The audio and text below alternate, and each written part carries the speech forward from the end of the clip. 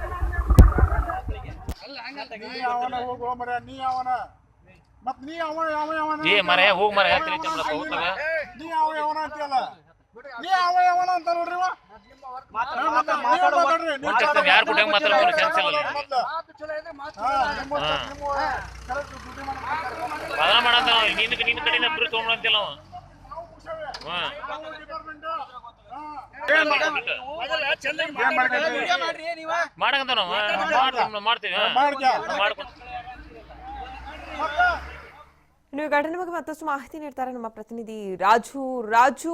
ಘಟನೆ ಹಿನ್ನೆಲೆ ಏನು? ಕೇವಲ ದಾಖಲಾತಿ ಪರಿಶೀಲನೆ ಮಾಡೋದಾದ್ರೆ ಮಾಡಿ ತಪ್ಪಿದ್ರೆ ಫೈನ್ ಹಾಕಿ ಕಳಿಸ್ಬೇಕಾಗಿತ್ತು. ಅಲ್ಲಿ ಗಲಾಟೆ ಆಗಿದ್ಯಾಕೆ? ಹೌದು ಅಂಕಿತಾ, ನಿಜಕ್ಕೂ ಕೂಡ ಏನು ಸಾರ್ವಜನಿಕ ಮೇಲೆ ಏನು ಬೈಕ್ ಸವಾರರ ಮೇಲೆ ಹಾವೇರಿ ಸಂಚಾರಿ ಪೊಲೀಸರು ಏನು ಹಲ್ಲೆ ಮಾಡಿದಂತ ವಿಡಿಯೋ ಏನು ವೈರಲ್ ಆಗಿ ಅಂತ ಹೇಳ್ಬೋದು. ಏನು ನಿನ್ನೆ ಮಧ್ಯಾಹ್ನ ಏನೋ ಬೈಕ್ ಸವಾರರು ಏನೋ ಹಾವೇರಿ ನಗರದ ಜಿಎಚ್ ಮುಂದೆ ಹೋಗ್ತಾರೆ. ಅಲ್ಲಿ ಸಹ ಏನೋ ಅಲ್ಲಿರ್ತಕ್ಕಂತ ಇಬ್ಬರು ಪೊಲೀಸರು ಹತ್ತಿ ಮತ್ತು ಏನು ಕಜಿಯವರು ಅಲ್ಲಿ ಬೈಕ್ ಸವಾರಿಗೆ ಏನು ಡಿಎಲ್ ಮತ್ತು ಹೆಲ್ಮೆಟ್ ಅನ್ನು ಕೇಳ್ತಾರೆ. ಅವ್ರು ಹಾಕಿರೋದಿಲ್ಲ. ಏನು ಡಿಎಲ್ ಅನ್ನು ಕೊಡ್ತಾರೆ. ಬಳಿಕ ಏನು ಹೆಲ್ಮೆಟ್ ಕೇಳಿದಾಗ ಮಾತಿನ ಚಕಮಕಿ ಆಡ್ತಾರೆ. ಮಾತಿನ ಚಕಮಕಿದೆ. ಕೇವಲ ಮಾತಿನ ಚಕಮಕಿ ಹಿನ್ನೆಲೆ ಸಹ ಇವರು ಏನೋ ಒಂದು ರೀತಿಯಲ್ಲಿ ಆವಾಜ ಶಬ್ದ ನಿಲ್ತಾರೆ. ಅವರು ಸಹ ಏನೋ ಮಾತಾಡ್ತಾರೆ.